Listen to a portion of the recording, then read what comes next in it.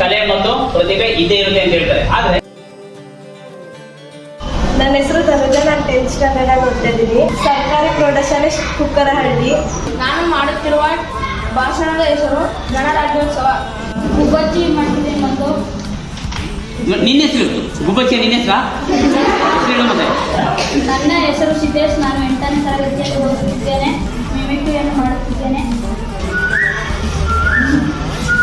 ನೀವು ಮಾತಾಡಬಾರ್ದು ಯಾರು? ಮತ್ತು